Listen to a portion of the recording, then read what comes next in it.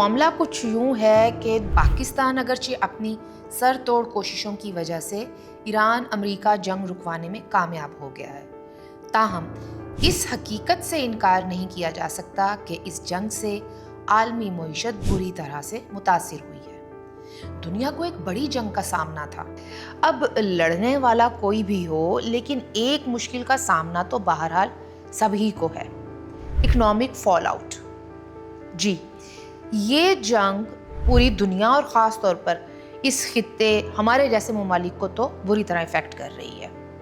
مہنگائی، اشیاء کی قلت، ایک خوف، ایک پینک۔ مگر پاکستان میں سچویشن تھوڑی سنبھلی ہوئی دکھائی دیتی ہے۔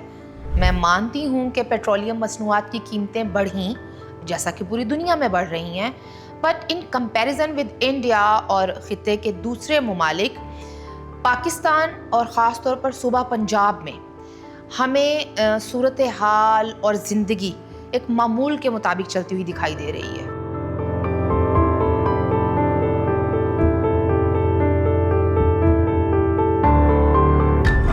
تو کیا ایسا خود بخود ہو گیا ہے؟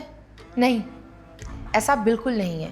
اگر صوبہ پنجاب میں گورننس اسموتھ طریقے سے چلتی ہوئی دکھائی دے رہی ہے تو ہمیں سمجھنے کی ضرورت ہے کہ اس کے پیچھے بنیادی وجہ کیا ہے۔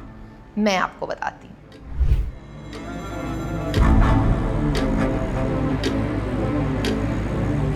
جی، گڈ گورننس کا مطلب صرف یہ نہیں ہوتا کہ حکومتیں صرف انہی مسائل کے حل کے لیے کام کریں جو سامنے ہیں، بلکہ غیر معمولی حالات کے لیے خود کو تیار رکھنا بھی گڈ گورننس کا ایک بڑا حصہ ہوتا ہے، اور مریم حکومت نے ایسا ہی کیا۔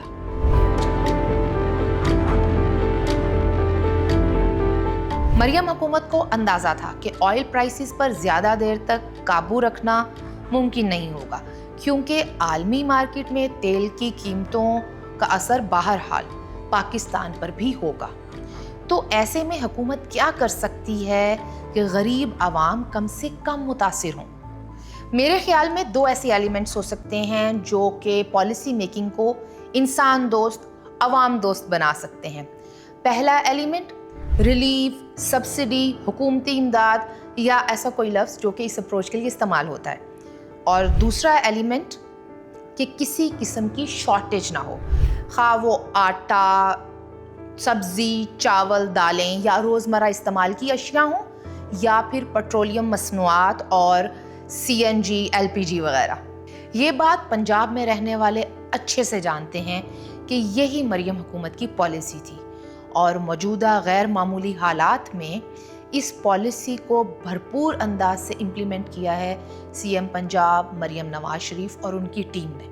نتیجہ آپ کے سامنے ہے، عوام ریلیف میں ہے۔ اس لیے کہ دیکھیں عوام بہت غریب ہے، اگر ان کے لیے انہوں نے کوئی سہولت نکالی ہے تو بہت اچھا کیا ہے مریم نواز نے۔ ہم خوش ہیں کہ چلے کوئی تو ہمارا لیڈر عوام کے بارے میں سوچ رہے ہیں۔ جو حالات چل رہے ہیں ابھی ملکی جنگ وغیرہ کے، اس کنڈیشن میں بھی بہت اچھا جو ہے نا ہمیں مل رہا ہے کہ جہاں ہم جا رہے ہیں ہمیں ریزنیبل پرائز میں۔ دل تو یہی کرتا ہے کہ یہ دوبارہ یہی وزیر اعلیٰ بنے ہمارے لیے۔ حکومت پنجاب کو تھینک یو کہنا چاہیں گے۔ مریم نواز نے بہت سے اچھے اقدامات کیے ہیں ہمارے لیے، عوام کے لیے۔ جی، اگر سبسڈی کی بات کروں نا تو موٹر بائکس رجسٹریشن بالکل free, motor bikes transfer fee معاف، اور موٹر سائیکل سواروں کو ہر ماہ پیٹرول کی مد میں 2000 روپے کی سبسڈی ملے گی۔ لیکن آپ نے ایک بات یاد رکھنی ہے کہ یہ سبسڈی صرف ان موٹر سائیکل سواروں کے لیے ہوگی جن کی بائکس رجسٹرڈ ہوں گی۔ میں ریپیٹ کر دوں کہ رجسٹرڈ موٹر بائکس کو 20 لیٹر تک ماہانہ پیٹرول 100 روپے کی سبسڈی پر دستیاب ہوگا۔ رجسٹرڈ گڈز ٹرانسپورٹ کو 70,000 روپے، بڑی گاڑیوں کو 80,000 اور پبلک ٹرانسپورٹ والی گاڑیوں کو 1 لاکھ روپے تک کی ماہانہ سبسڈی دی جا رہی ہے صوبہ پنجاب میں۔ اور اس ضمن میں سب سے اہم بات، مریم حکومت نے پنجاب بھر کے شہروں میں پبلک ٹرانسپورٹ کر دی ہے بالکل فری۔ مطلب orange line train, metro bus, speedo بس اور گرین الیکٹرک بسیں، سب میں سفر ہے بالکل فری۔ اربوں روپے کا ریلیف ہے یہ عوام کے لیے۔ اور ریلیف کی یہ رقم آ کہاں سے رہی ہے جانتے ہیں آپ؟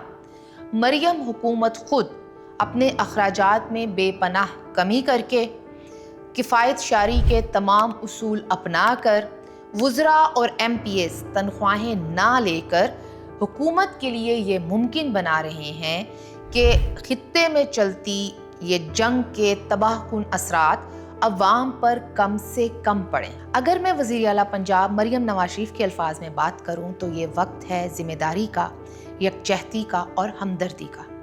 हमें चाहिए कि हम किफ़ायत शारी के इस प्रोग्राम में हुकूमत का साथ दें और ऐसा हम कर सकते हैं अपनी गाड़ियों की बजाय पब्लिक ट्रांसपोर्ट में सफ़र करके, और ये मेक श्योर करके कि गैर ज़रूरी सफ़र ना करें, पैनिक ना मचाएं और झूठी खबरें फैलाने की बजाय इस इंसान दोस्त पॉलिसी को लागू करवाने में हुकूमत का साथ देकर, मरियम हुकूमत का साथ देकर, मरियम नवाज का साथ देकर